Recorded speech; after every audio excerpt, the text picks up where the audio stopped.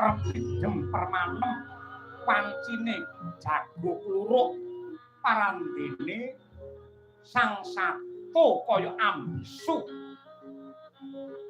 melu nekseni dumateng kidalang sabda Kisawa ingkang nyambung rasa kelawan Gusti ingkang Maha Kuwasa.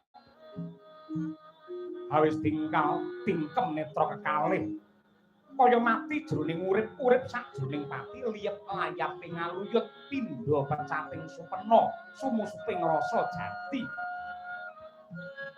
Mangkono kaelokan sumunar mawa teja gedhe pangaribawane kidalang sabda Kisawa. Dupi ilang saka pandulu pantah penteh nenggih Jawata ing untara segara Sanghyang Bathara Wisnu. Dumlara candrané nganti kaya lintang alian manjing mring anggane Nata Ndarawati dadi srana waluyane.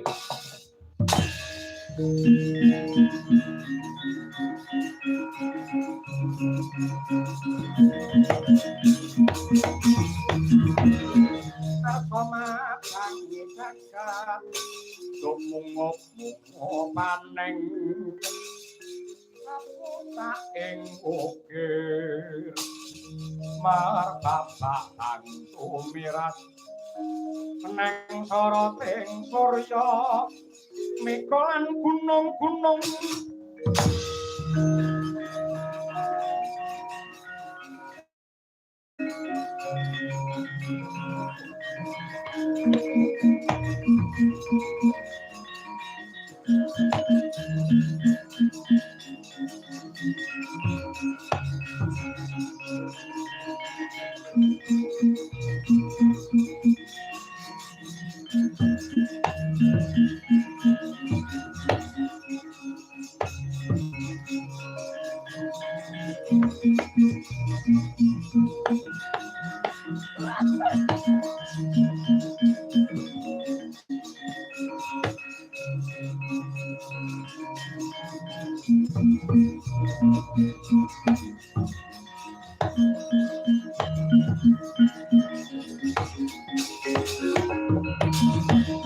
Kala narapa Kresna Antulus hanya glore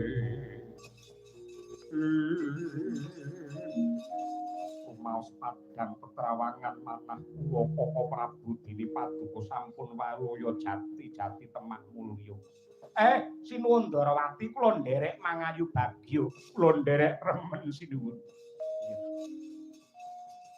Madyan kaya ngapa lan kepiye? Yektine Ratu Ndarawati ingkang diagung-agungake kelawan wong pirang-pirang kuwi nalika aku isih muda tumaruna Kyai Semar lak ya presa aku dadi branda aku dadi begal molimo madak madon minum main kabeh ndak indakake mula bareng aku nandang roga nandang sakit ndak tampa kanthi ikhlasing rasa muga-muga kanthi aku lara bisa nglunturake dosaku sing sak gedene lak gunung.